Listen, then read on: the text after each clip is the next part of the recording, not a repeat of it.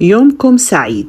اليوم رح أشارك معكم الكيكة المستحيلة قدرة قادر، الممتعة والأنيقة بتقديمها، شكلها المشهي، قوامها الطري. بيجتمع عليها محبي الكريم كراميل وكيكة الشوكولاتة، وما بيختلف عليها اثنين أبداً. مقاديري: أول إشي لطبقة الكراميل رح أستخدم ربع كوب من المي مع 3/4 كوب من السكر. رح أحطهم على الطاسة. أول إشي بحط المي وبعدين بدير عليها السكر وبتركه يدوب مع نفسه، ما بحركه بالمعلقة. هاي الطريقة بتخلي السكر ما يتكسر معاكو أثناء الكرملة. شغلوا عليها عين الغاز واتركوها على مهلها وبراحتها تبلش تغلي وتعمل معاكو هاي الفقاقيع، وحتزيد الفقاقيع كل شوي كل ما ارتفعت درجة حرارة المي اللي عم تتبخر. شايفين هيك بتضلها تعمل فقاقيع. كل هاي المرحلة أنا ما بدخل أي معلقة خالص. أكتر شي ممكن أعمله إني أحرك الطاسة بس شوي، وكل شوي بتزيد الفقاقيع اللي عندكم ولغاية ما يبلش لونها يبتدي يتغير. بلشت تبتدي باللون البيج هيك، وبعدين ببلش يدخل عليكم اللون الذهبي شوي شوي، ولغاية هلأ زي ما قلنا ما بنستخدم المعلقة.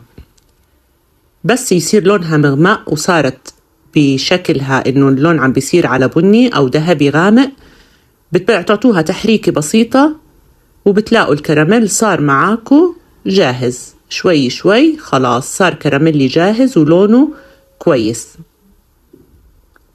رح أديرها بالقالب. أنا والله عندي قوالب كتير، بس هذا القالب كتير بحبه. واكتبوا لي بالتعليقات لو عندكم أواني في المطبخ جرى عليها الزمن ولسه لازلتوا محتفظين فيها ومقتنعين إنه هي سر مهارتكم. يعني أنا هذا القالب إجا معي حتى من السعودية يعني، ولازلت مقتنعة إنه هو اللي بيزبط لي الكيكة. مقادير الكراميل: رح أحتاج إلى علبة من الحليب المكثف المحلى، 2 كوب من الحليب العادي، وكوب كريمة، وعدد 5 من البيض متوسط الحجم. وكمان رح أحتاج لمعلقة كبيرة من الفانيليا، واختاروا نوع فانيليا جيد. كل المقادير هذه على بعضها رح أحطها بالخلاط، ولو أنتوا فيكوا عزم خفقوها بالمضرب اليدوي، بس بالخلاط بتطلع أحسن. كل المقادير رح أحطها مع بعض بالخلاط وأعطيها ضربة كتير كويسة عشان أتأكد إنه كل البيض اتخلط مع المكونات السائلة، وبعدين بصفيها مرة واثنين عشان ما يكون عندي أي تكتلات. بدهن القالب تبعي بالزبدة، والله دهنت فنان. يعني شوفوا الحرفية، شوي فوق شوي تحت، بس يلا مشي حالك. بدهنه عشان بعدين لما نخبز الكيكة ما تلتصق بالحواف. بدير كمية الكريم كراميل تبعتي أو الكريم اللي حضرته ومصفى وما في أي شوائب، بكون متأكدة.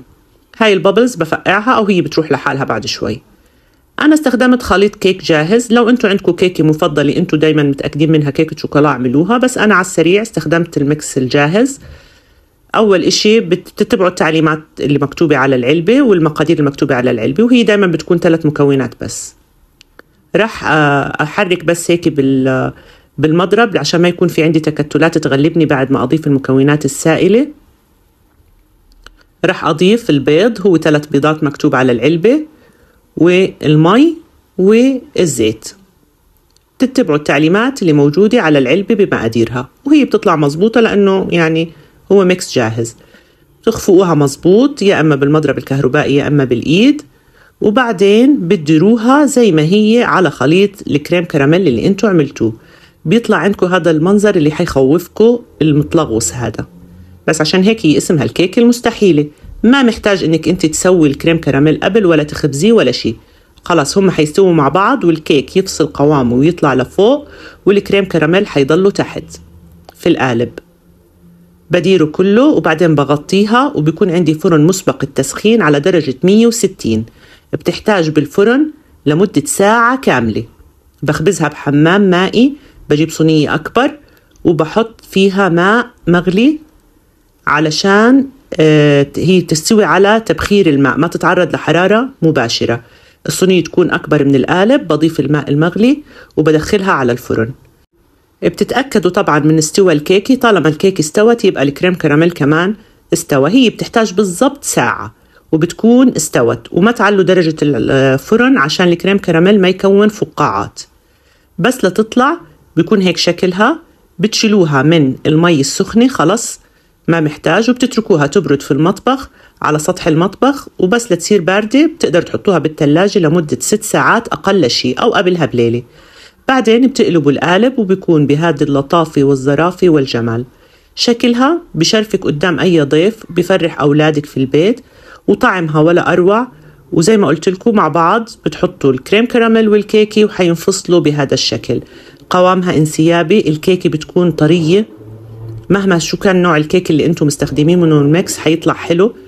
ولو عندكم وصفتكم برضو استخدموها. بكل لقمة حتكون رائعة. وبهاي اللحظة تبدأ متعة الرحلة مع طعمها الرائع. شوفوا قوام الكريم كراميل ما في فقاعات، سلس، حتى شكله أحلى من الكريم كراميل العلب. يا سلام عليها هيك مع فنجان قهوة. اللقمة منها متعة رهيبة يعني. أثناء ما أنا عم بدوقها في إيد تسللت تسرق شوي، ما قدر يستحمل ابني وقاعد يسرق من الكيك. هذا كل شي بوصفة اليوم. بتمنى لو عجبكم الفيديو ما تحرموني من اللايك وتعليقاتكم اللطيفة. استودعتكم الله حتى ألقاكم بفيديو جديد. مع السلامة.